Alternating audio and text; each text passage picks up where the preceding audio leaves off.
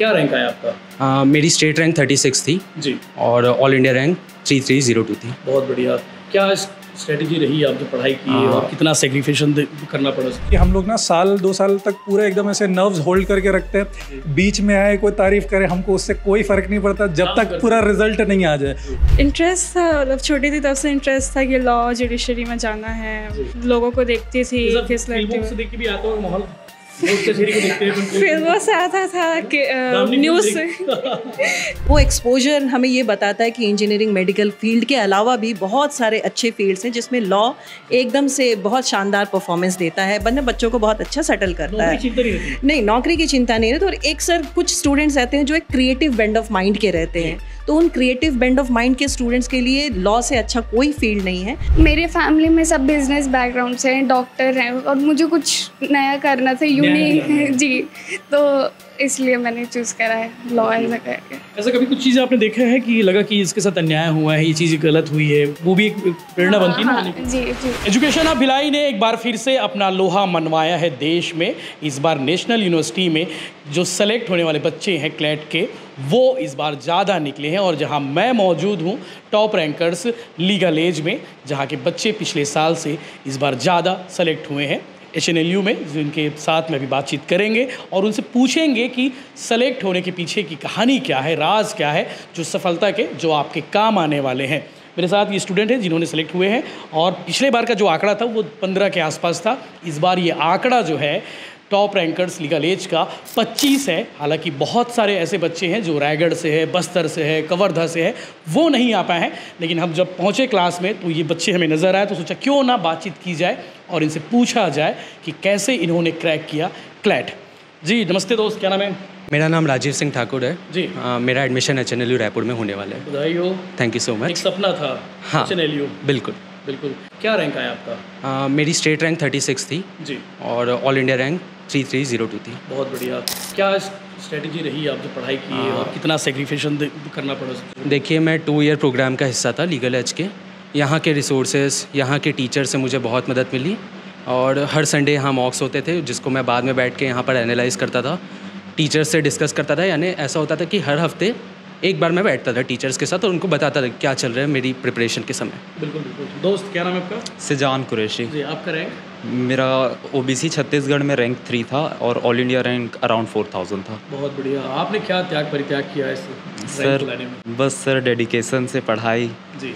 Daily मैं 7 to 8 our consistently पढ़ता ही था, और कोचिंग से जो अब स्टडी मटेरियल वगैरह प्रोवाइड हुआ था वो बहुत हेल्प करा पढ़ाई में। और हर वीक यहाँ का जो मॉक होता था सर, उससे एकदम अच्छा वो बैठ गया था कि माहौल बैठ गया था कि वहाँ पर बिल्कुल घबराना नहीं है वाला। घबराना नहीं, और इसीलिए इतना शानदार रिजल्ट। यस सर, प्रैक्टिस भी बहुत सही हो गया था उससे। जी, क्या नाम है आपका? मेरा नाम अन्वेषा है। मेरा स्टेट रैंक 15 था and all India rank 1430 and मेरा एडमिशन HNLU रायपुर में होने वाला है। बहुत बढ़िया। तो मुझे बताओ कि कितना त्याग परित्याग करना पड़ा ये रैंक लाने के लिए, कितना तैयारी थी आपकी? जी, मैंने दिसंबर 2023 में ये कोचिंग ज्वाइन किया था। 1 साल पूरी पढ़ाई की, कोशिश की कि स्कूल और कोचिंग साथ में मैनेज हो सके, जिसमें सारे स्टाफ ने बहुत हेल्प की। कोचिंग का मटेरियल था, रेगुलरली सॉल्व करते थे, क्वेश्चन सॉल्व करना, डाउट्स क्लियर करना, उसी में प्रैक्टिस हुई, प्रेप हुई और रिजल्ट हुआ अच्छा, ठीक है। लॉ फील्ड में आने के पीछे की कहानी क्या है? मतलब आपने क्लैट चुना है, मतलब लॉ चुना है? इंटरेस्ट था, मतलब छोटी थी तब से इंटरेस्ट था कि लॉ जुडिशरी में जाना है। लोगों को देखती थी किस फिल्मों से देख के भी आता होगा माहौल, कचहरी को देखते हैं, फिल्मों से आता था कि न्यूज़ देख के आता था, अलग अलग लोगों को देख के आता था। अच्छा लगता था ये? जी, वाकई में बहुत, ये भी इंटरेस्ट वाली बात है। जी, क्या नाम है आपका? आशिता सिंह, और मेरा स्टेट रैंक 27 है, और मेरी like all over India rank 37,927 है। मेरा HNLU में एडमिशन हुआ रायपुर में। यस। बिल्कुल। आपका इंटरेस्ट क्या है लॉ के प्रति, मतलब क्यों आना चाहिए? मेरे फैमिली में सब बिजनेस बैकग्राउंड से हैं, डॉक्टर हैं, और मुझे कुछ नया करना था, यूनिक जी, तो इसलिए मैंने चूज़ करा है लॉ एज अ करियर। ऐसा कभी कुछ चीज़ें आपने देखा है कि लगा कि इसके साथ अन्याय हुआ है, ये चीज़ गलत हुई है, वो भी एक प्रेरणा बनती है ना? जी जी, वो भी है। और मतलब मेरा लीगल एज में बहुत अच्छा एक्सपीरियंस रहा, सर लोगों के साथ भी, मैम के साथ भी।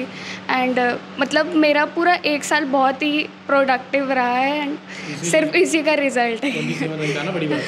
जी जी, संगीता मैम हमारे साथ हैं, यशवर्धन सर भी है, फैकल्टी है जो पढ़ाते हैं, और इसके साथ साथ शेह सर भी हैं जिनसे बात करेंगे, पूछेंगे। सर शुरुआत आपसे करते हैं, बताइए क्लैट का रिज़ल्ट ओवरऑल कैसा रहा? भिलाई का एजुकेशन हब है, तो एजुकेशन हब का जो तमगा है वो साथ में है कि नहीं? सर पहले तो भिलाई टाइम्स का बहुत बहुत धन्यवाद देना चाहूँगा। टॉप रैंकर्स लीगल एज का नाम हर पूरे इंडिया में ही आप देखोगे, नंबर ऑफ रिजल्ट्स की क्वालिटी और क्वांटिटी, इसमें टॉप रैंकर्स लीगल एज ने टॉप किया। एंड छत्तीसगढ़ में जो हमारे दोनों सेंटर्स है, Bhilai and Raipur, best results, जैसा लास्ट टाइम भी आपने हमारा इंटरव्यू लिया था, तो तब हमारा हाईएस्ट नंबर था। और साल दर साल भगवान की मेहनत से, पूरे टीम की मेहनत से ये हम अपना रिकॉर्ड तोड़ते जा रहे हैं। सो इस बार भी नंबर ऑफ रिजल्ट्स बहुत अच्छे रहे। भिलाई एंड रायपुर का कंबाइंड रिजल्ट हमारा 30+ और नाम बच्चों के आ ही रहे हैं। बहुत सारे बच्चे हमारे पास इस बार बिलासपुर, जगदलपुर, खैरागढ़ एंड नांदगांव रीजन से भी थे, तो कुछ कारणवश वो बच्चे आ नहीं पाए, बट उन्होंने भी बहुत अच्छा परफॉर्मेंस दिया। अगर बात करें जो बच्चे क्लैट लेकर आए हैं और जो क्लैट करना चाहते हैं, जो भैया क्लैट करके आपको लॉ फील्ड में जाना है, उनके लिए क्या कहेंगे कि कब तैयारी करनी चाहिए, कैसे तैयारी करनी चाहिए? सर सबसे अच्छा होता है अर्ली टू स्टार्ट। जिस बच्चे ने 10th के बाद अगर सोचा कि मुझे लॉ फील्ड में जाना है, तो वो बहुत सही समय है लॉ की तैयारी स्टार्ट करने की, क्लैट की तैयारी स्टार्ट करने की। बट ऐसा नहीं है, कुछ बच्चे थोड़ा सा लेट अवेयरनेस आता है, तो कुछ बच्चे 12वीं में भी स्टार्ट करते हैं, और कुछ बच्चों को लगता है कि पहले मैं स्कूलिंग कंप्लीट कर लूँ, उसके बाद एक फुल ईयर ड्रॉप लेकर के बिल्कुल डेडिकेटेड तैयारी कर पाऊँ। यदि बेस्ट माना जाए तो मैं कहूँगा 2 ईयर प्रोग्राम हमेशा बहुत अच्छा होता है, इसकी तैयारी चालू कर 10वीं के बाद से, जैसे ही आप 11वीं एंटर कर रहे हैं तब से बहुत अच्छा होता है तैयारी। स्कूल की पढ़ाई भी हो जाएगी और साथ साथ ये भी हो जाएगा, बिल्कुल मैनेज करना आपके लिए बहुत आसान हो जाता है। जी, यशवर्धन सर हमारे साथ है, सर से पूछेंगे, सर क्रैश कोर्स ज़्यादा अच्छा है कि ये 2 ईयर प्रोग्राम आपके हिसाब से? सर देखिए, एनी टाइम आप अगर लेकर के चलोगे तो 2 ईयर प्रोग्राम ज़्यादा अच्छा रहता है, क्योंकि आपको एक अच्छा खासा टाइम मिल जाता है प्रिपरेशन के लिए। क्रैश कोर्स उन बच्चों के लिए जिनने कहीं ना कहीं प्रिपरेशन कर रखी है ऑलरेडी, तो एक फाइनल टच के लिए, बिल्कुल फाइनल टच के लिए क्रैश कोर्स काम आता है। मगर 2 ईयर कोर्स बच्चों के लिए ज़्यादा बेनिफिशियल है, क्योंकि आपको एक लंबा टाइम मिल जाता है, आप अपनी प्रिपरेशन बहुत अच्छे से कर सकते हैं। HNLU जाना है, नेशनल यूनिवर्सिटी जाना है, तो ये ज़्यादा अच्छा है। बाकी सर ओवरऑल रिजल्ट आपके नज़रिए से कैसा रहा इस बार, देश का और भिलाई का? सर ओवरऑल रिजल्ट जो है वो तो सर, अगर मैं भिलाई की बात करके चलूँ, सर हमारा रिजल्ट तो वैसे ही बहुत अच्छा रहा है। प्लस सर एक बात ये रहती है, क्योंकि हम लोग ना 1-2 साल तक पूरा एकदम ऐसे नर्व्स होल्ड करके रखते हैं, बीच में आए कोई तारीफ करे, हमको उससे कोई फ़र्क नहीं पड़ता जब तक पूरा रिजल्ट नहीं आ जाए। और अब जब रिजल्ट आ गया तो ये हमारे लिए भी ओवरवेलमिंग मोमेंट रहता है, और बच्चों की इतनी मेहनत लगी रहती है, पूरा इनका त्याग, तपस्या, सैक्रिफाइस, काफ़ी कुछ इसमें इन्वॉल्व रहता है। फिर जब रिजल्ट आता है तो वो उनके लिए भी बहुत अच्छी बात होती है और हमारे लिए भी बहुत अच्छा रहता है। संगीता मैम आपसे भी जानना चाहेंगे, पूछेंगे कि लॉ फील्ड में बच्चों का इंटरेस्ट किस तरह से बढ़ रहा है, वो भी स्पेशली लड़कियों का? हमारे साथ 2 लड़की 2 लड़के हैं, बाकी और भी बच्चे होंगे 25-30 में। सर ये बहुत अच्छी क्वेश्चन है आपने जो पूछा कि इंटरेस्ट कैसे बढ़ रहा है। एक्चुअली जितना ज़्यादा एक्सपोजर हमें मीडिया के थ्रू या यूट्यूब्स के थ्रू आजकल मिल रहा है, वो एक्सपोजर हमें ये बताता है कि इंजीनियरिंग मेडिकल फील्ड के अलावा भी बहुत सारे अच्छे फील्ड्स हैं जिसमें लॉ एकदम से बहुत शानदार परफॉर्मेंस देता है, वरना बच्चों को बहुत अच्छा सेटल करता है। नहीं, नौकरी की चिंता नहीं रहती। और एक सर कुछ स्टूडेंट्स रहते हैं जो एक क्रिएटिव बेंड ऑफ माइंड के रहते हैं, तो उन क्रिएटिव बेंड ऑफ माइंड के स्टूडेंट्स के लिए लॉ से अच्छा कोई फील्ड नहीं है। एक्चुअली उन्हें कोई ज़रूरी नहीं कि हर स्टूडेंट मैथमेटिकली और साइंटिफिकली इंक्लाइंड हो, तो पहले ये चीज़ होती थी कि उन्हें इस लॉ भी हमारे लिए फील्ड है पता नहीं होता था।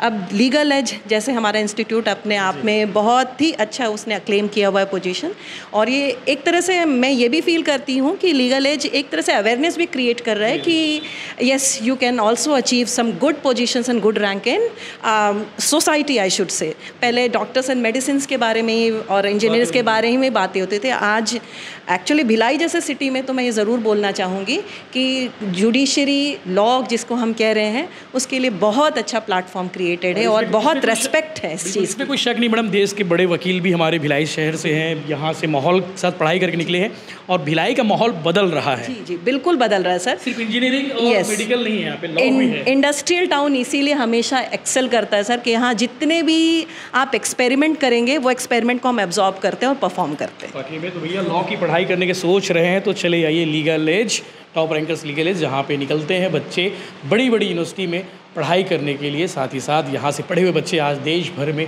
बढ़िया वकील बनकर बैठे हुए हैं, चाहे वो सुप्रीम कोर्ट हो, हाई कोर्ट हो, और भी देश के कोने कोने में। नीचे डिस्क्रिप्शन पर नंबर दिए हुए हैं। ज़रूरी बातचीत थी जो आना ज़रूरी था कि क्लैट का रिजल्ट ओवरऑल कैसा रहा। इसके अलावा बाकी और बच्चे रह गए हैं, उनसे भी बातचीत हम आने वाले समय में ज़रूर करेंगे।